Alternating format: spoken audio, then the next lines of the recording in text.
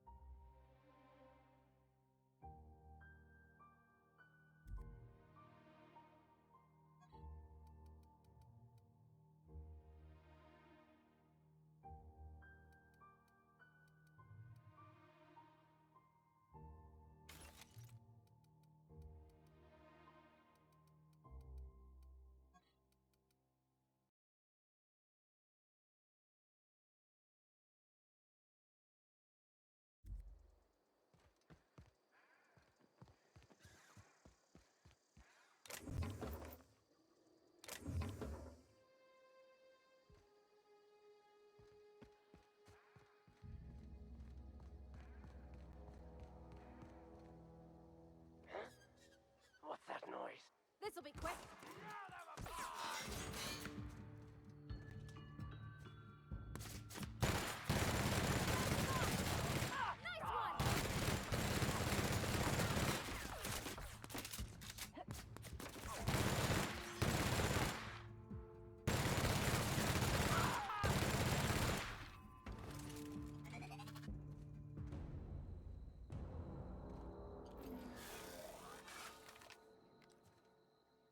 Something there. Let's end this quick.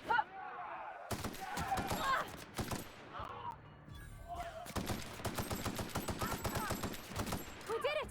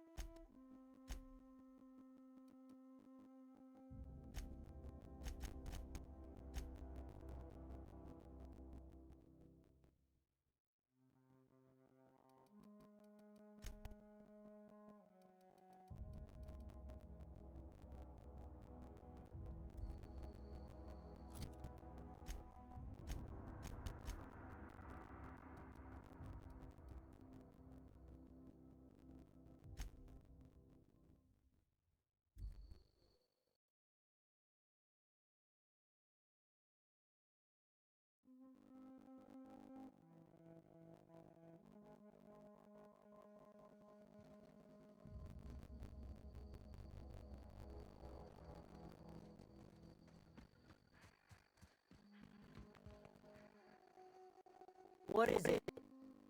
I'll tell you what is it?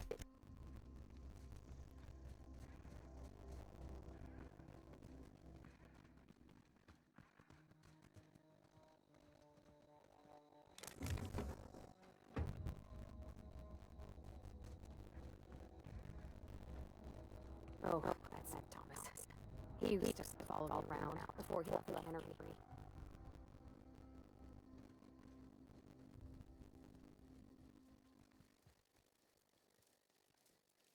Keep your wits about you, friend. Keep your wits about you, friend.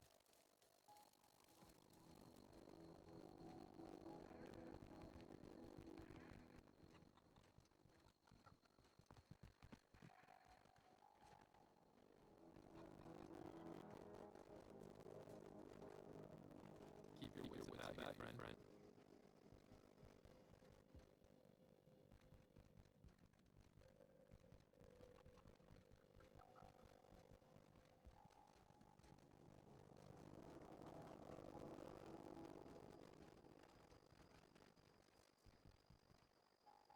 Something I can help you with? Something I can help you.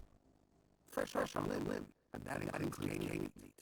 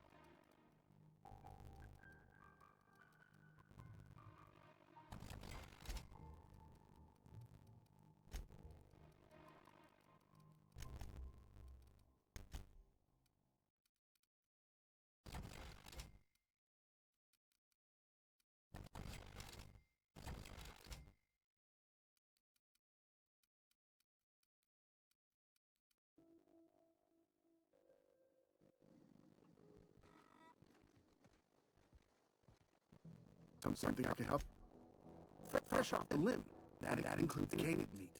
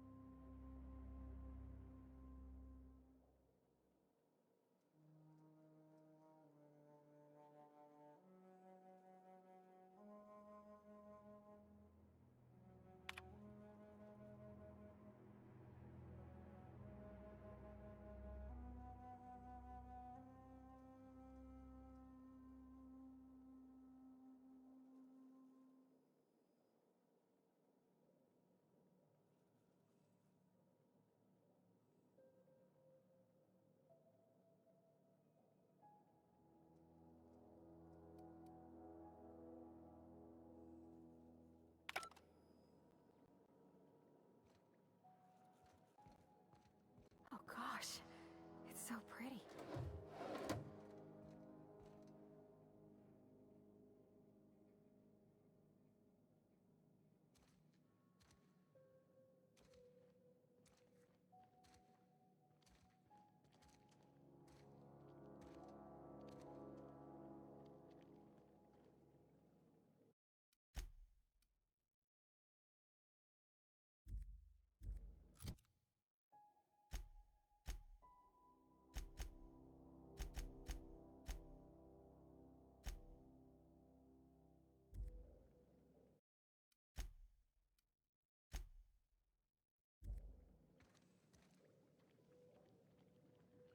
If you're hungry, there's meat turning on the spit outside. If you're bearing illness, find a place to lay your head down and I'll fetch you a poultice. Whatever your troubles with Edgewater, leave them at the gates and be welcomed here. Any questions, dear? I have been called that, among other things. Green Thumb, grandmother, the strange old lady who keeps flowers. But yes, Adelaide will do just fine. Excuse me, Miss McDevitt? Sorry, it's just... You got such pretty trees in here. Why, thank you. You're Robert's girl, aren't you? I remember when you were but a sprout. Thomas speaks of you often. Are you staying long? You should try some of my tobaccorn tea. I brew it in an old spittoon, but it's been cleaned. No, dear. The garden belongs to us all. Life is the gift of the universe, and the universe yields its bounty equally, absent of prejudice.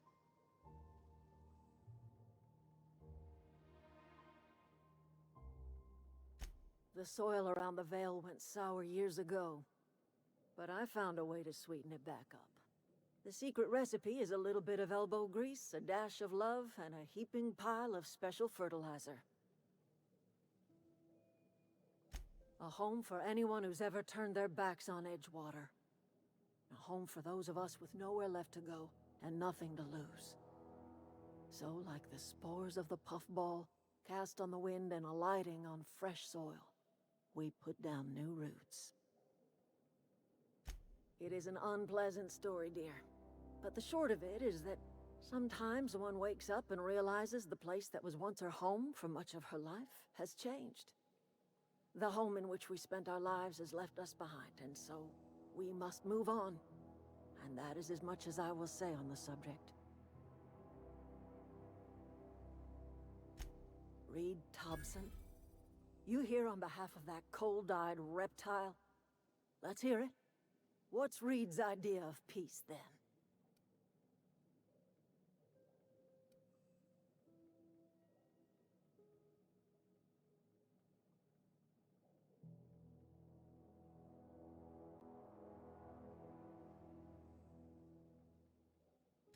I can't say I blame you. Reed is positively soporific. Like everything else that comes out of Edgewater, that peace offering is canned. I and my own are living just fine out here by ourselves.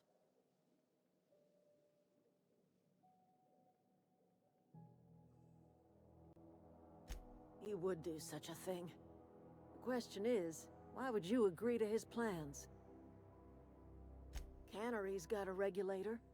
You want ship parts, you ought to rip him out of the cannery's guts and leave us be. If you're going down to the plant, you should divert power away from Edgewater and toward our end of the grid. Think about it. You'd be liberating an entire town from a lifetime of service to that odious cannery. Seems the sort of thing a hero would do. You've seen that miserable excuse for a town with your own lamps. Hollowed out workers laboring their lives away at the cannery, living off whatever scrap Spacer's Choice throws them. You know that's true, don't you, Ms. Holcomb? Your father died of overwork. His heart gave out. He was tired all the time, sure, but he was old, ma'am, and he raised me all by his lonesome. Look what they did to this child. Lost her family to the company, and still she defends them.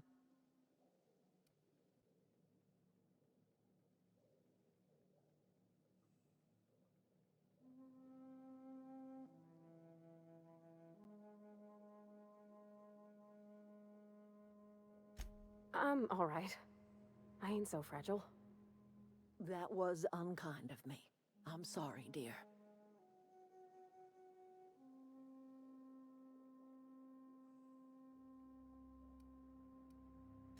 It's not much of a living. Every single person in that town has sold themselves to Spacer's Choice.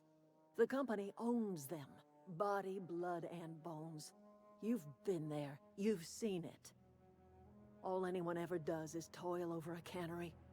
They give their lives for some heartless corporation, and then they're tossed into a Spacer's Choice brand cemetery. Life in Edgewater grinds to a halt. The cannery shuts down, workers desert in droves, and our own little camp grows and thrives.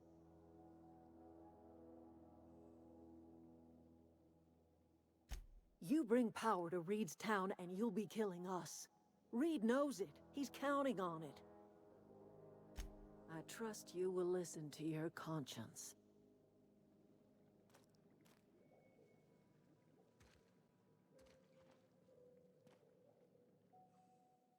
Where are we headed?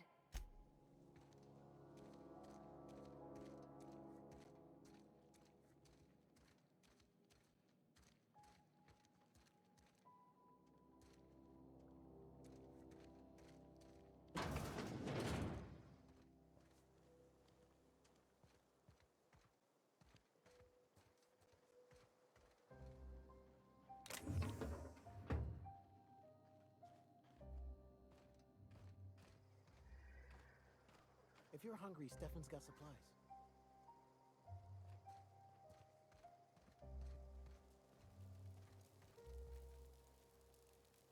If you're hungry, Stefan's got supplies.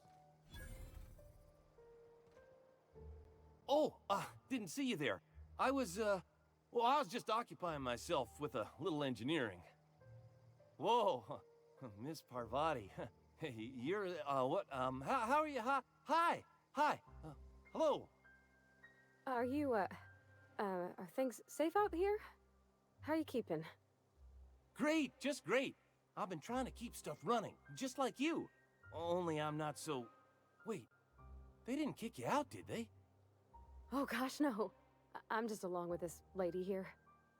Are you from town? I mean, you don't exactly look like you're from town. Well, what I meant was you're reasonably well armed and don't look stricken with plague. Sorry, I just wasn't sure if you were from town or if you were one of us. Something's been chewing at me, you see. Fact is, I've been, well, lying. To everybody here. Camp thinks I'm a mechanical genius, but I couldn't fix a busted chair.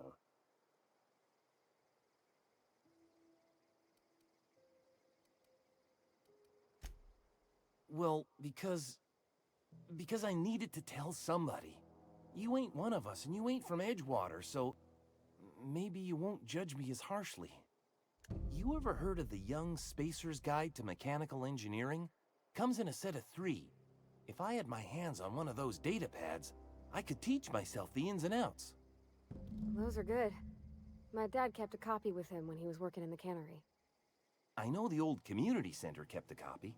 Should find another one back in town. If you could find me even one of those pads, I'd be greatly obliged.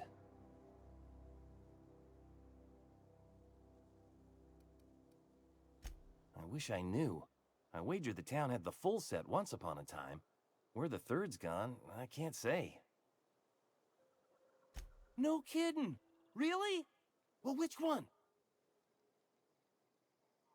Look at that! Building a computing machine out of Spectrum potatoes, a primer. I'm just glad it survived all these years. I appreciate you going through all that trouble. In fact, I put aside something special, on the off chance that somebody'd search out those data pads for me. Sure, I'd be glad to take them off your hands. What's on your mind? Couple months. This camp's my home. People you see milling about, they're my family. At least I think of them that way. I owe them my life. Would have died in the wilderness if they hadn't chanced upon me, starving and delirious. We all left the cannery for one reason or another. Me? I was let go, mostly on account of my incompetence. I mean, I was incompetent. I couldn't even survive on my own. Grace found me, Adelaide took me in, I've been on my feet ever since. You weren't incompetent. You just didn't fit the cannery. Not like here. This place had a U-shaped hole, and now it doesn't. You could stay, you know. Here. I'd be happy to... I mean, we could really use... oh, this isn't coming out right. If you want, Adelaide would make a place for you.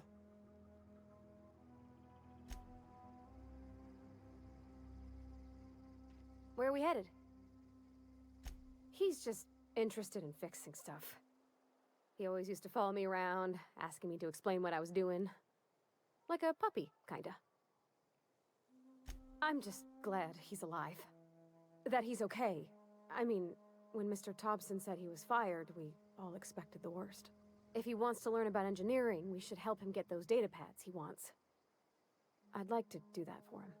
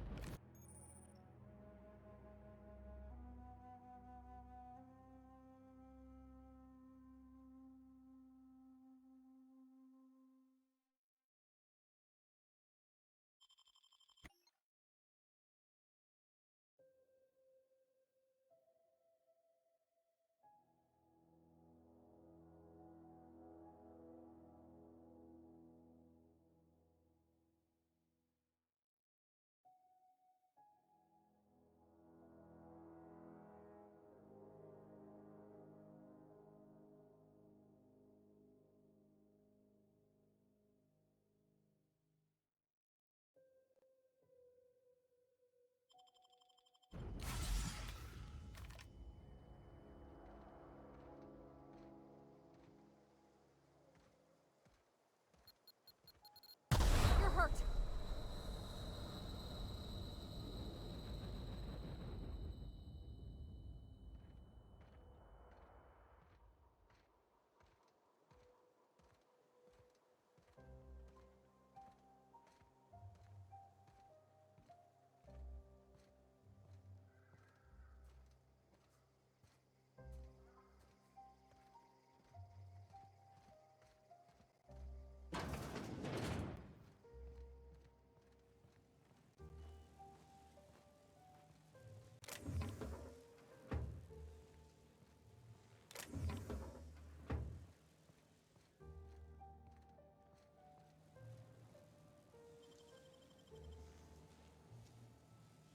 Nicely done.